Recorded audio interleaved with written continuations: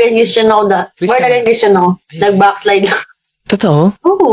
Tapos naging cell leader din ako. Wait lang. Kailan ka tumanggap? Tagal na yun eh. Medyo bata pa ako. Siguro hanggang grade 9. Oh. Tapos, sabi mo kanina nag-backslide ka. Ano rin ako, na-experience ko rin mag-backslide as a Christian. Anong buhay mo ngayon? So, gusto ko tang kamustahin. Alam mo yung gusto mong bumalik, kaso hindi ka makabalik. Kasi masyado mo nang minamahal yung mga makamagdong bagay. In the back of your mind, parang may calling, may conviction, ganun.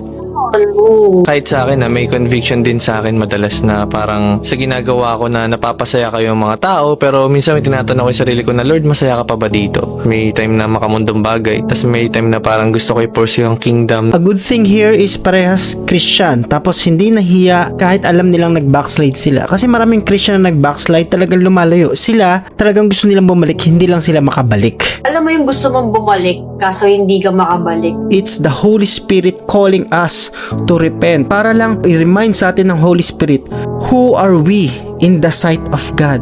Nung tinanggap mo siya, inaccept ni Jesus po yun. Nung nagrepent tayo, we are forgiven, we are not forsaken. Gusto natin bumalik, kaso hindi tayo makabalik. Alam niyo po kung bakit? Dahil sa kahihiyan, shame.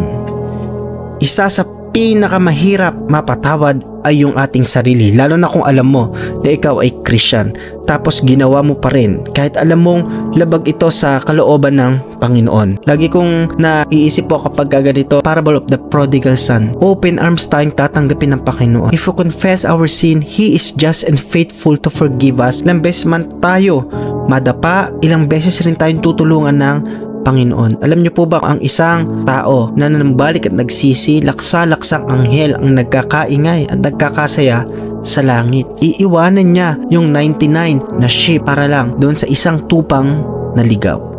At madalas tayo yung isa po na yon. At kapag nagbalik loob ka na, palalakasin mo ang pananampalataya ng iyong mga kapatid. May dahilan kung bakit ka babalik sa Diyos. Yung experience mo na yan, magagamit mo para akayin rin yung ibang Christian. At marami po ang nasa church pero backslider sa puso. I want to pray for you, kapatid. Sabayan mo ako, Panginoon.